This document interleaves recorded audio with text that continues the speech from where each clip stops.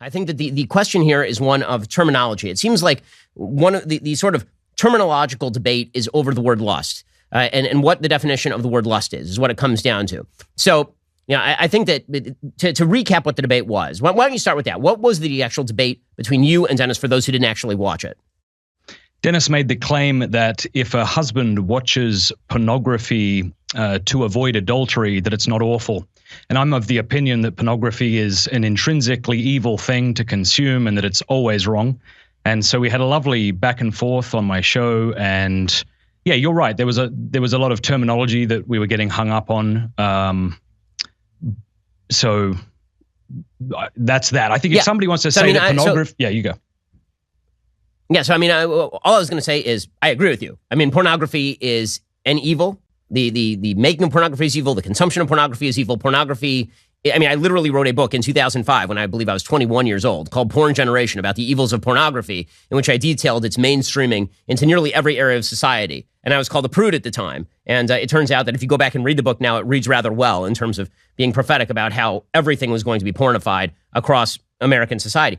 Yeah, I think that it seemed to me that a lot of the debate was breaking down over some failures to clearly define terms. I'm not going to blame you or blame Dennis, but I want to get your definition of the terms. So I think that we have to sort of separate the debate into two areas. One is action in the boudoir, and the other is thought. Right? This is something that Dennis has talked about a lot. Is that in Judaism there's a lot more focus on action than there is on thought. I think he was misdefining action. Viewing pornography is not just a thought; that's an actual action.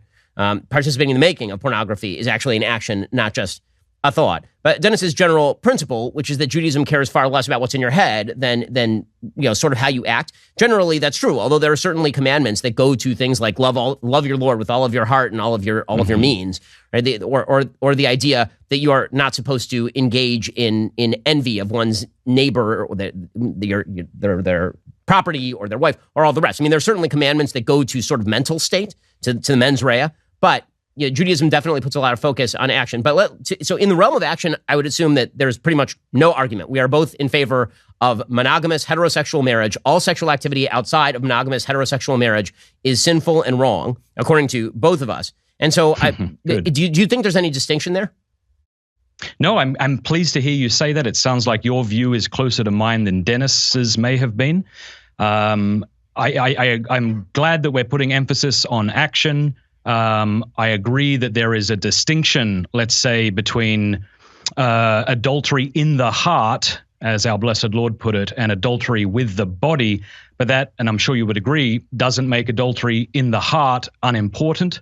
When a man on his wedding day says he'll be faithful to his wife, surely he means more than what he won't do with his genitals. He means he wants to be faithful with his entire self, which includes his imagination and his eyes and his ears and his speech. I think this is what we should be striving for, and I think this is what our blessed Lord calls us to in seeking to elevate our desires to be in conformity with the good act. So it's not enough in Christianity, and you can tell me about Judaism, it's not enough in Christianity that I do the good. Full, what would you say, moral maturity would be to desire the good as well. So totally agree with that. In fact, the idea in Judaism is that that's what the commandments are there to do. It's to cultivate in you a desire to do the things. You're called upon to do the things so that eventually you will actually want to do the things and you'll understand the purpose of the things. And so it really isn't even about understanding the things. You do them before you understand them, which is why it says in the Bible, Na'aseh v'nishma, that you're supposed to do and then you're supposed to understand. The idea is that it's really not about you liking to do the things at the beginning, but these are the things that you are called upon to do. And you're absolutely right, of course, that what we are called upon when it comes to monogamous marriage and when it comes to being faithful to one spouse is not to engage in pornography, not to lust after other women, and all the rest of this sort of thing. And God understands that, we all fall short of the grace of God and that that people look at things and commit sins, but none of that is to say that those sins are right. So let's get to the part of the debate that I think was sort of more interesting. Because in action, I think you and I have 100% overlap. When it comes to the actual definition of sort of lust in the heart, I think that there seemed to be a failure of clarity of definition on this.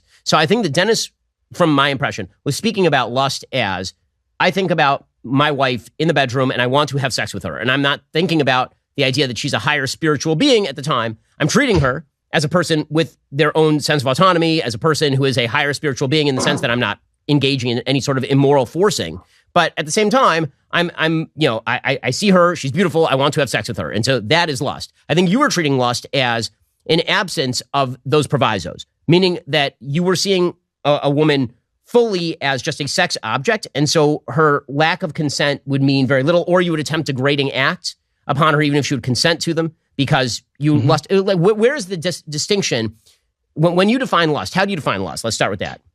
Sure. I would say that lust is a desire for sexual pleasure. And by disordered, I mean sought in isolation from the procreative and unitive ends of the sexual act. So I think the result of lust is that we reduce a person to their sexual value. And certainly people have sexual value, and sexual desire is a good thing. But that when we treat someone like an object, and we can get into what we mean by that, we kind of take a utilitarian principle to them. We say, is this useful to me? And then what is sought to safeguard is pleasure at all costs. Whereas if I view my wife or anyone as a person, then it's a personalistic principle, namely, how do I honor the person? And then what is safeguarded at all costs isn't the pleasure, but safeguarding their honor. One leads to egoism and one leads to altruism. This clip was sponsored by Hallow, which is the #1 prayer and meditation app on the web. Go download their app by going to hallow.com/MattFradd. When you sign up there, you get 3 months of their app, complete access for free. If at the end of the 3 months you feel like it's not worth your money, you don't have to pay a cent, but I think you will use it. I pay for it. My wife has it. My friends have it. It has sleep stories. It'll help you pray the rosary. It'll help you get into a prayer routine. 100% Catholic and super, super excellent.